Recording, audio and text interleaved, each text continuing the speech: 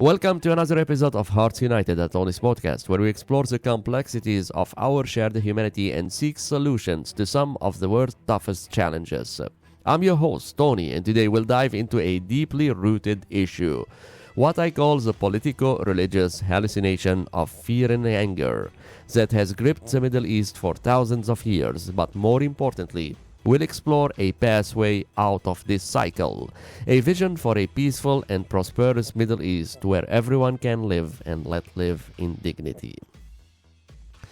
The Middle East, often called the cradle of civilization, has also been the stage of some of history's most enduring conflicts.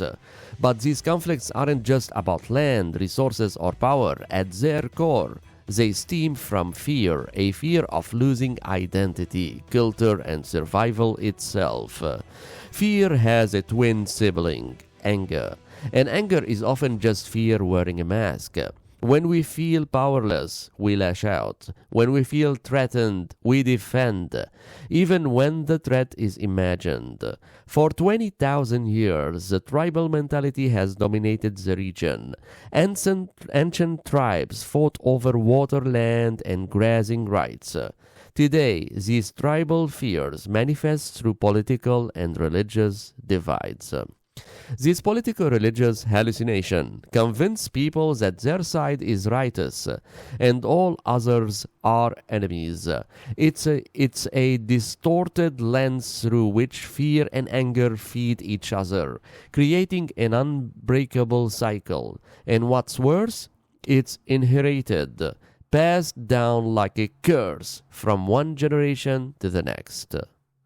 Fear and anger are powerful tools, often exploited by those in power. Politicians, religious leaders, and media outlets weaponize these emotions to control people. They paint enemies as subhuman, sow distrust, and foster hatred. Why? Because a society gripped by fear and anger is easier to manipulate. Think about it. A fearful person is too focused on survival to question authority. An angry person is too blinded by rage to see alternative solutions.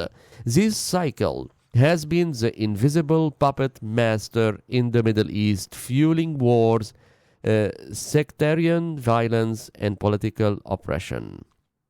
It's a hallucination because it's not based on reality. It's based on a perceived reality shaped by fear.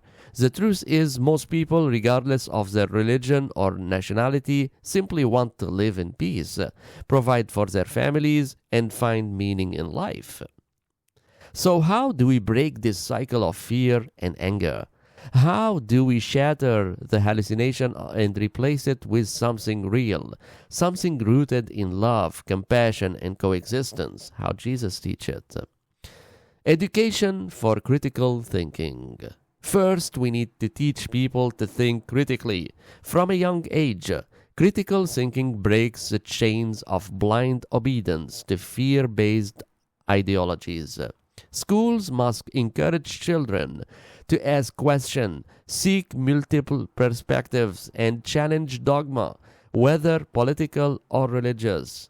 Second, empathy as a cultural value. Second, we need a cultural revolution rooted in empathy.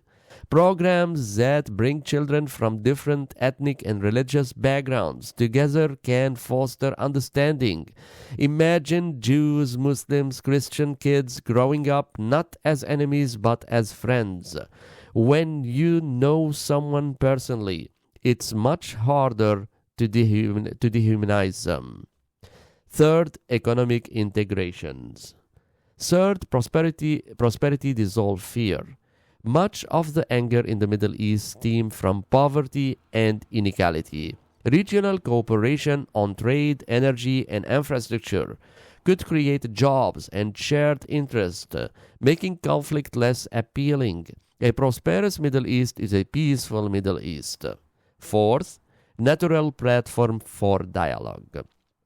Fourth, we need natural platform for honest dialogue. These spaces must be free of political agendas and religious biases. They should allow for the airing of grievances, the sharing of stories, and the building of trust. Fifth, a new leadership paradigm. Finally, the region needs leaders who prioritize humanity over ideology.